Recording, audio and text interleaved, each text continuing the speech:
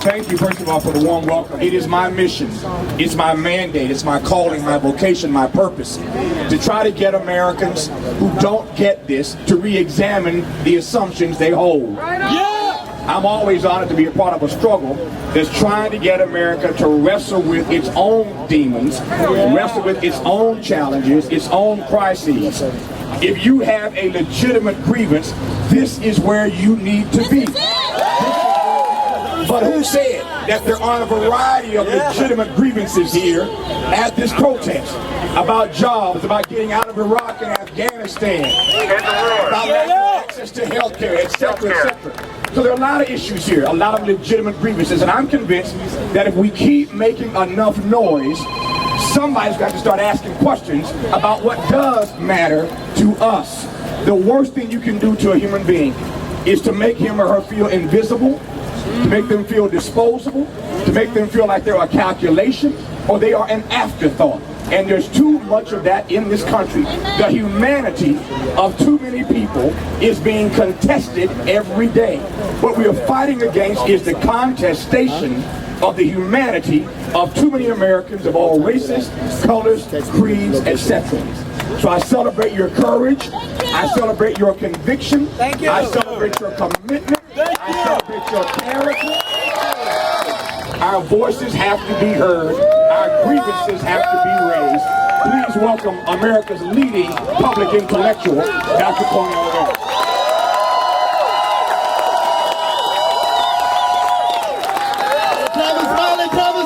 Tavis Smiley.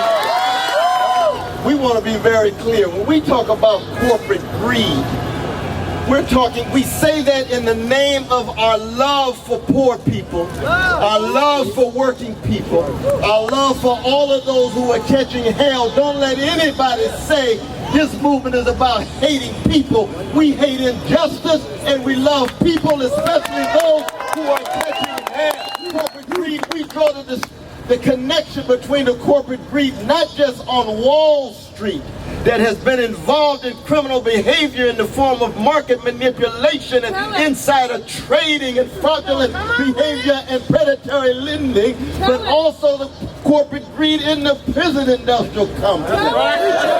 Oh yeah, we got a broad vision. Why? Because we're concerned about the humanity of each and every person. We don't care what color, what culture, what civilization, what gender, or what sexual orientation, or what religion or non-religion we have. Oh yeah.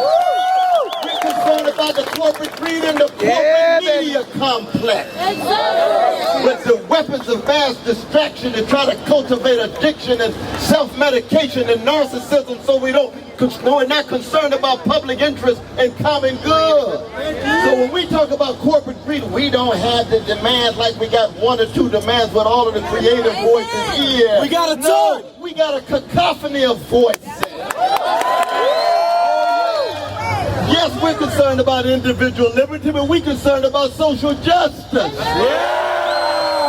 Democratic accountability of the 1% who own 40% of the wealth and get 25% of the income, the 1% that has got 83% of all the income growth in the last 25 years, and the 10% that got 100% of the income growth, which means what?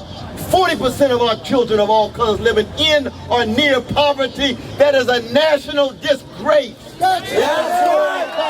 That's right. This is democracy in action on the ground. All down. Yes, we come against the grain, but it's our common humanity. We here for the progressive, agnostic, and atheistic brothers and sisters. Come and join the movement. For our prophetic Jewish brothers and sisters, come and fight corporate greed. This is part of the movement. Our Muslim brothers and sisters, come join the movement. Buddhist brothers and sisters, come join the movement. We cut against the grain. We are international because corporate greed cuts across national boundaries, and we know we got to cut radically against the grain, and that's why it's a blessing for me to be here.